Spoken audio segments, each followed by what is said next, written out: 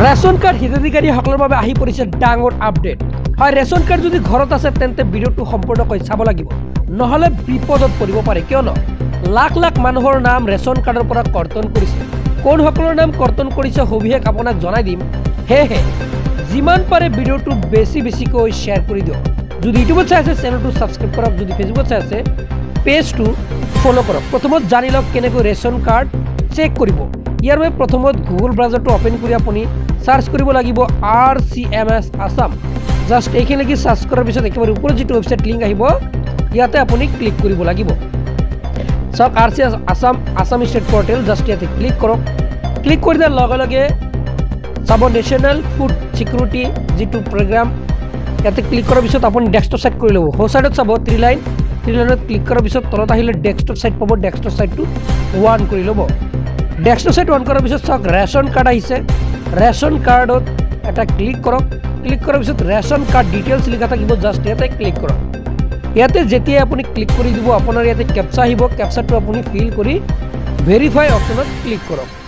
Verify অপশ্যনত যেতিয়া click কৰিব ইয়াতে চাওক ষ্টেটটো অট'মেটিকলি উঠি যাব আসাম। এতিয়া আপুনি ইয়াৰ পৰা ডিষ্ট্ৰিক্টৰ নাম চিলেক্ট কৰিব লাগিব। ডিষ্ট্ৰিক্ট আপোনাৰ যি ডিষ্ট্ৰিক্ট হয় ডিষ্ট্ৰিক্টৰ নাম আপুনি ক্লিক কৰক। তাৰপিছত DFSO ইয়াতে আপুনি চিলেক্ট কৰিব লাগিব। চাওক আপোনাৰ যিটো আহিব জইণ্ট ডিৰেক্টৰত ইয়াতে ক্লিক কৰিব। তাৰপিছত TFSO ইয়াৰ পৰা আপুনি ক্লিক কৰক। তাৰপিছত ইয়াৰ পৰা আপুনি যি আপোনাৰ সুলভ মূল্যৰ দোকানীৰ নাম আছে আপুনি চিলেক্ট কৰক। স্কিমছত চিলেক্ট কৰি অল চিলেক্ট কৰক। চিলেক্ট কৰাটোত ক্লিক কৰি বাহিৰত এটা আপুনি ক্লিক কৰিব লাগিব। ক্লিক কৰাৰ পিছত ইয়াতে লোডিং ল'ব। তাৰপিছত ষ্টাটাছত ক্লিক কৰি চিলেক্ট অলত ক্লিক কৰক। আকৌ বাহিৰত এটা ক্লিক কৰক। এতিয়া শ্বৰ্টিঙত ক্লিক কৰি ration card wise member wise যিটো আছে ইয়াতে ক্লিক কৰক। এতিয়া RC ষ্টেটাছ ৱাল আপুনি চিলেক্ট কৰক। চিলেক্ট কৰাৰ পিছত আপোনাৰ ইয়াতে ৰিপৰ্ট নেম আহিব, ইয়াতে ক্লিক কৰি যিটো আহিব সেইটো ক্লিক কৰক।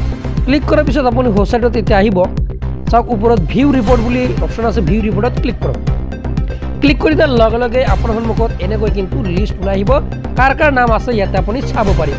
হয়, 2026 কিন্তু লিষ্টটো আপুনি চাব পাৰিব। এতিয়া জানো হওক কোনে কোনে এই ৰেচন লাভ নকৰিব। অহা যি ৰেচন অৰ্থাৎ কাৰ কাৰ নাম কৰ্তন কৰিছে মই এতিয়া সবিশেষ আপোনাক জনাই আছোঁ।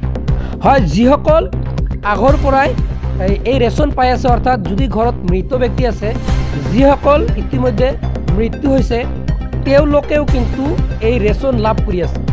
আৰু সেই হিচাপত যি ফুড এণ্ড চিভিল ছিকিউৰিটি যিটো ইয়াৰ পৰা কি কৰিছে ভেৰিফাই কৰিছে। আৰু ভেৰিফাই কৰাৰ পিছত যিসকলে 6 মাহলৈকে ফিংগাৰ দিয়া নাই তেওঁলোকৰ নাম কিন্তু কৰ্তন কৰিছে। আৰু যদি ঘৰৰ কোনোবাই আপোনাৰ ঘৰৰ পৰিয়ালৰ যদি কোনোবাই মৃত্যুবৰণ কৰিছে তেনে ক্ষেত্ৰত তেওঁলোকৰ নাম কৰ্তন কৰিছে। আৰু যদি কৰ্তন কৰা নাই ফিউচাৰত কিন্তু কৰ্তন কৰিব। হয়, নিশ্চয় জানিব পাৰিলে। আৰু ৰেচন কাৰ্ড থাকিলে 1500 টকালৈ পাব। অসম চৰকাৰে কিন্তু এই টকা ঘোষণা কৰিছে ইতিমধ্যে। জানুৱাৰী মাহৰ পৰা এই টকা লাভ কৰিব। হয়, নিশ্চয় জানিব পাৰিছে, কিয়নো অৰুণোদয় আঁচনিৰ 1250 টকা আৰু গেছ চিলিণ্ডাৰৰ বাবে 250 টকা লাভ কৰিব। সৰ্বমুঠ 1500 টকা লাভ কৰিব। আজি এইটোৱে আছিল দিবলগীয়া গুৰুত্বপূৰ্ণ আপডেট। আজিলৈ ধন্যবাদ।